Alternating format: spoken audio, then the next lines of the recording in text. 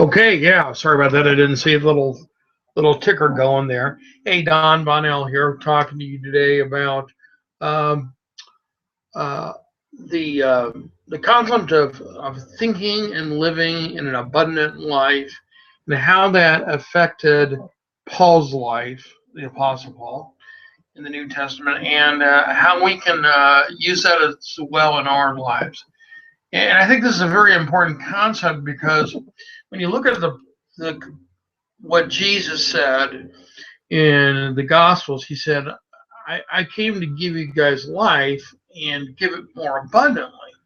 Then you look at Paul, and he was shipwrecked, and he was beaten, and he was bit by a snake, and he was stoned, and all these terrible things happened to him. And yet, when you read the prison epistles, like Philippians and some of those, you hear this person who is encouraging other people to rejoice and to find joy in in their lives. And you think, well, how is that possible? And I think it comes down to the concept of of thinking positively. I mean, when you're being persecuted, that's a real thing. It's a real thing to be persecuted. And yet Paul wasn't distracted by that. And it was because he saw the vision. And I think that that's going to help us because we go through rough spots every month, every week, some of us maybe every day. Uh, and we should learn from Paul this universal concept of living a positive life. So I just have a couple, three things I'd like to share with you. These are things that can help. I think the first thing we learn is from Paul is that he was grateful. He was thankful. He had a spirit of thankfulness. Now, I don't know where you are in your life and what struggles you might be having, but um, it is there's always things in our lives that we can be grateful for, and we should be grateful for. And when we just put it out there and we say thank you, that does something to our spirits, and it just lifts us up, and it lifts other people up, because who likes to be around a Debbie Downer, we, we want to be around positive people. And so if that's true, and you don't want to be around somebody that's not positive, well, then the converse can be said of ourselves. If we're negative, people don't really want to be around us. And if we're positive, we're actually investing in other people's lives. We're helping them to go to the next level. So gratefulness. Now, if you struggle with this, there's a really nice little couple of exercises that you can do. And the first thing is that you can just sit down and write down all the things that you have to be thankful for.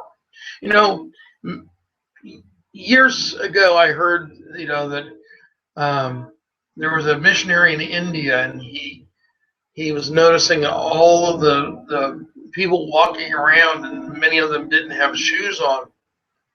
And he said to one of his workers, he says, "How is it you can't complain and you have no shoes?" He says, "Well, I used to complain, but then I met a man with no legs, and I thought, I'm better than that." And I found that I was thankful. And we do the same thing. We look at what we don't have as opposed to what we do have. Another thing is Paul envisioned what the big picture was. He realized that in his case, his mission was that someday, he was going to be in heaven, and that these troubles that were going on right here on earth, just they kind of paled in comparison. So he was kind of envisioning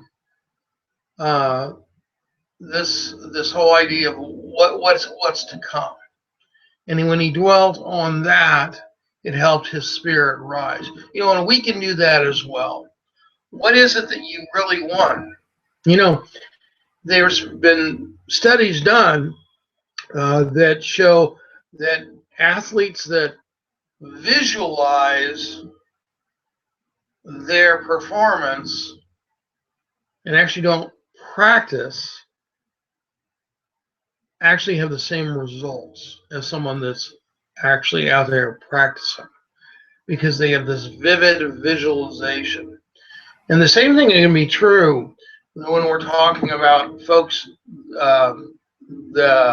what we have and what our long-term goal is.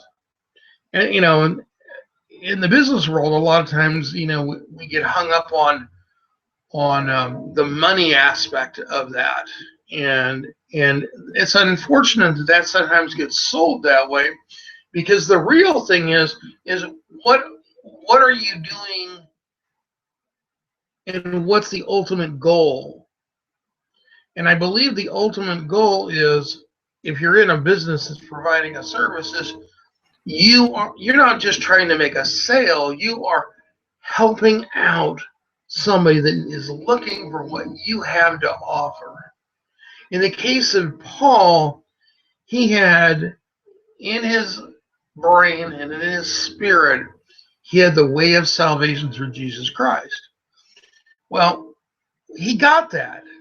He saw the big picture, and so all the little pictures, all the little things that were happening in his life just didn't make a difference.